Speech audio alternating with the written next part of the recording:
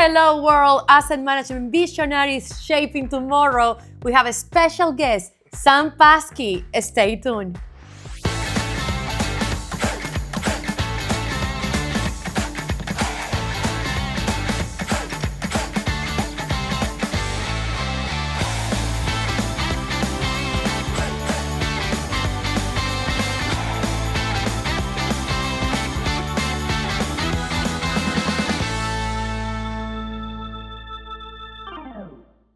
Hello world and welcome to another episode of Asset Management Visionaries Shaping Tomorrow. Maura Abad, and I'm so excited because today we have Sam Paske. Sam, how are you doing today? Doing fantastic. Thanks for having me. Of course, it's our pleasure, our honor. And you know, I've been very lucky because I met Sam 11 years ago. Yes, seems like yesterday. But tell the world, who is Sam?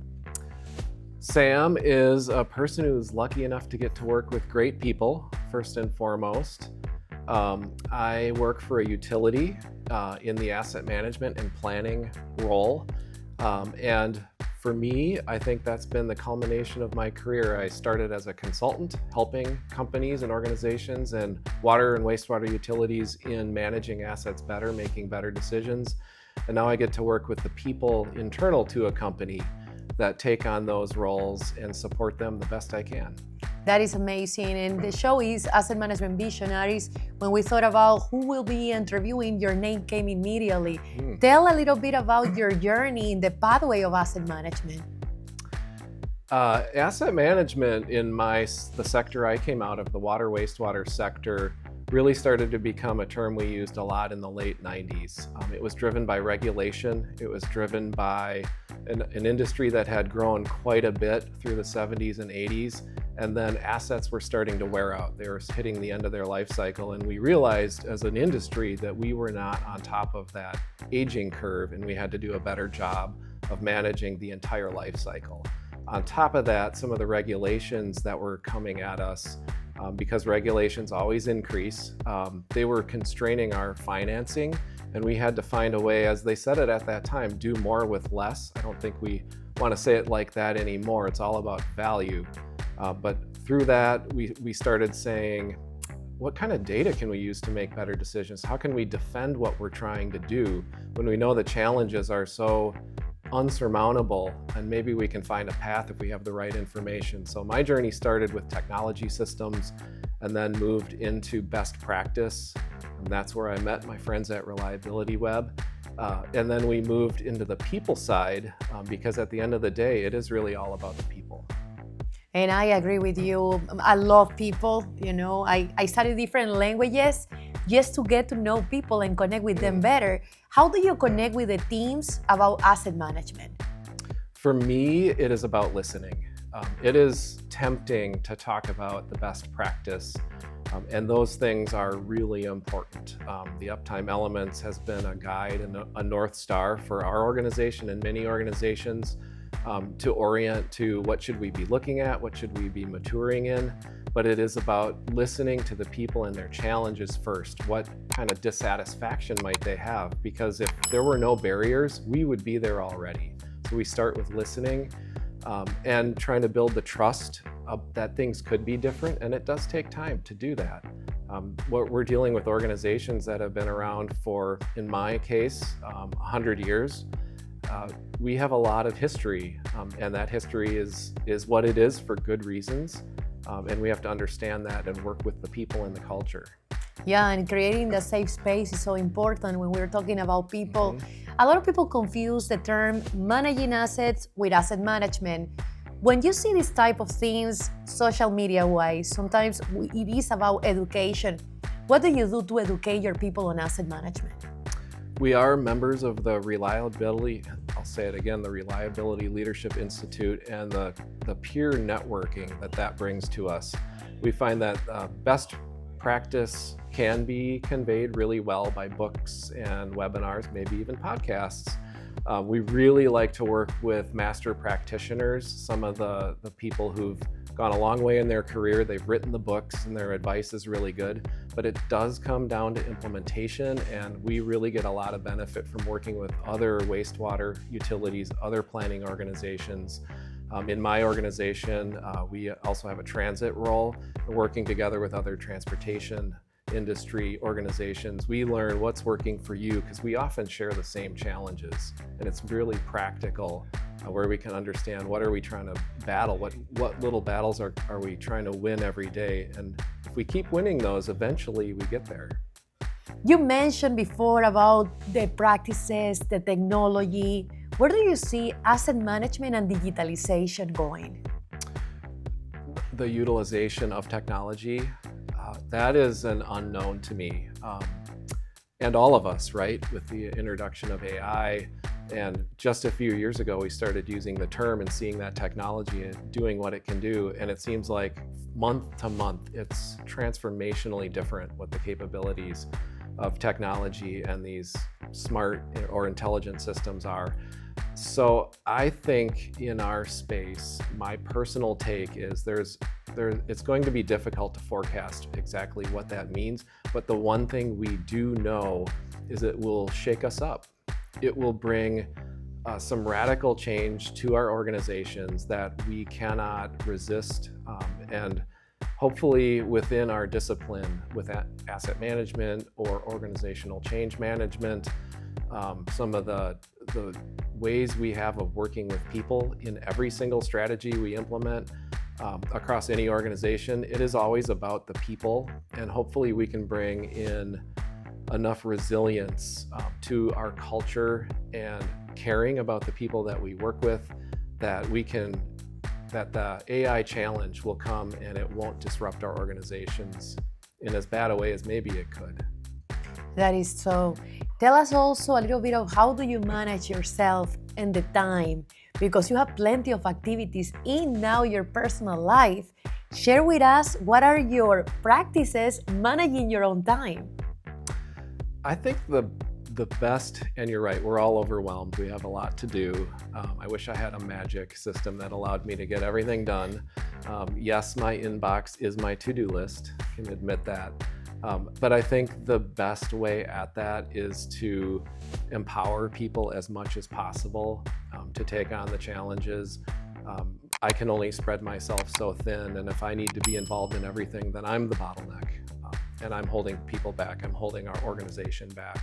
So my theory is that by empowering people and saying, we don't have to get everything perfect, there's no such thing as a mistake, just an opportunity to learn. Let's tackle these things together. I think that's the best way to get at productivity in an organization. At least that's what makes sense to me right now. Definitely, and also with that language of people pulling together towards the same value.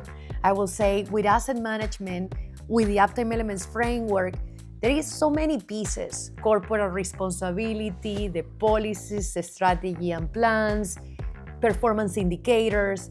In the asset management field, do you have any passion for anything in particular, or the whole asset management knowledge domain?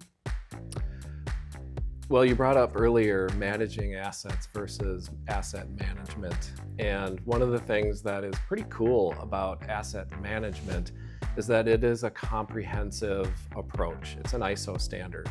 So it has all the things you'd expect, like continuous improvement and review, and the plan, do, check, act cycle is part of it. But it also encompasses the entire organization toward those it serves. And I think that's the starting point. That is the very best starting point. It's why we all go to work every day, is we have to be aligned around who benefits from what we do and the combined use of our efforts. So if we're not aligned as an organization, we'll be working against each other. So for me, it starts out with what value are we adding and how can we do better to improve that value for those we serve. And in the public sector space, where I'm privileged to work with some fantastic people, that is inherent every day in everything we do. We live that.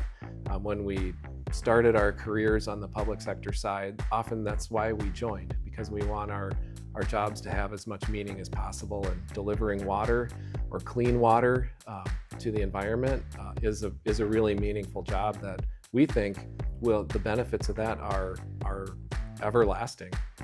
Forever, right? The endurance, and that's also part of asset management. one of my favorite knowledge domains, leadership and asset management. They're core hand to hand. Tell us, what are the challenges that you consider are happening right now in asset management, and at the same time, what opportunities do we have? I'll come back to people on that really good question. I think part of what my other answer was getting at was we're using the term systems thinking in my organization quite a bit. And the very short version of what that means is that we all are a part of a whole. We have our individual roles, whether it's an operator or a maintenance practitioner or whatever it is, our role is part of a larger whole. And generally, we're all really good at our job. That's why we have it. We like it. We want to be better at it. But we're less aware, perhaps, of how the other jobs rely on us, or maybe we're frustrated by how we need something else from some of the other jobs. And how can we get together in the room to understand what each other do to further the overall goals of the organization? That is so important, and it's a lot of work. It's understanding perspectives, it's listening, but it's, for me, when I hear that click of people going, oh, that, I get it now, that's why it's important to do it like this, and also I have ideas to make it even better, that's when we actually start living the value of what asset management can be. Yeah, no, the way that you explain it is so beautiful, because it happens in organizations. And then the person says, oh, now I understand the why. Just by explaining the reason, the aim, and how will that affect. And also what you mentioned is not I, is not he or she, is we. Asset management, in simplicity, is we. And understanding what each of us are doing.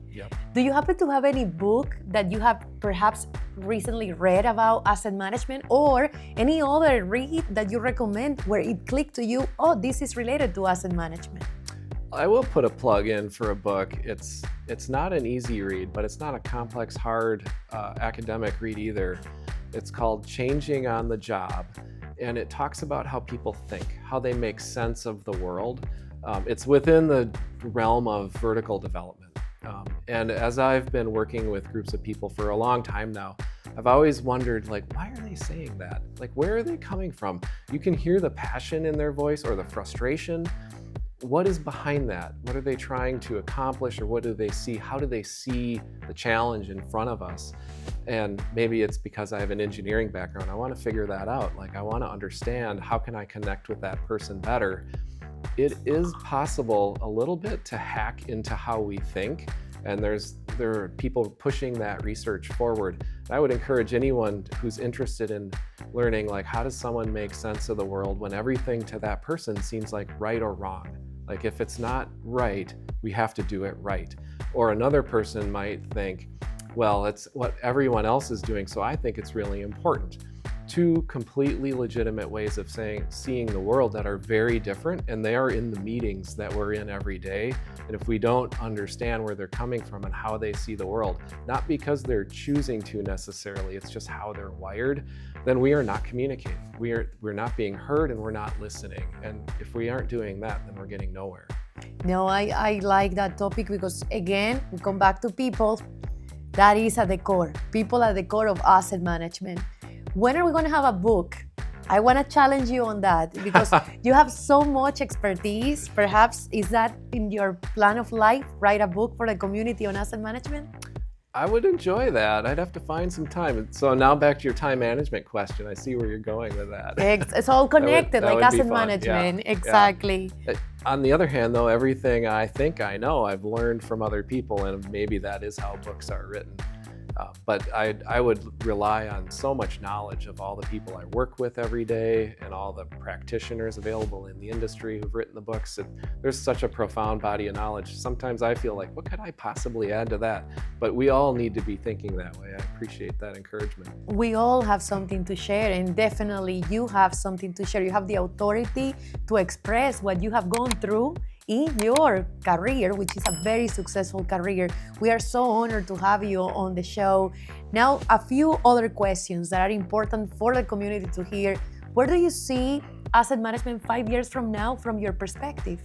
That's a great question. I wish you had given me some time to think about it, but it won't stop me from trying. Well, where have we come from? I started that a little bit with the data has driven us all along. We want to make data-informed decisions. I would ask though, would anyone agree that it really has fully delivered what we want? 20 years in, let's just say, if not 30. Some industries are 40 years into this journey. Do we really have the information that we have always wanted and been investing along the way? And I would say there's some opportunity there, a lot of opportunity to get further. I think with some of the technology improvements, it seems like that promise is going to get closer to us and we'll have a better level of information. But at the same time, with all that decision-making power, it will come back to the people who are going to have to make the judgment calls.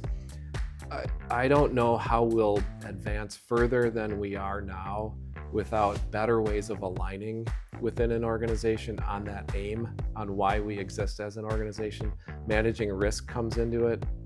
I think that will get stronger as well as we realize here's what our decisions actually mean, and the stakes are high, but we really need to understand them better. So in 5 years, I do think, back to my earlier comment, that we may not be able to recognize quite a few things that are in front of us with what technology is bringing. But at the heart of it, it will be about making good decisions and bringing in those inputs. If I could wave a magic wand at any particular thing, it would be at how can we get a closer relationship with those we serve in our industry. So we're delivering value, but to whom and what kind of value? Without that connection externally to those we serve, to listen to what they need and what they want, then we will not be able to deliver that value if we don't know. And that's an area where we need to invest more in different kinds of channels of communication, but also the capacity and the people to help us do it and build relationships. So I think hopefully it will be more relational. Yeah, it's human. That's at the core. Human, yeah. It's human. Now the call to action. For companies that are watching, why should I invest my time in asset management? Or why should I spend more time into asset management? What about a call to action to our audience? Why to start today on asset management? Well, we should start whenever we can, because it is a journey. I said we'll get there earlier in the comment, but I thought as I said that, you don't ever get there. It is an ongoing journey of continuing to improve and learn and do better.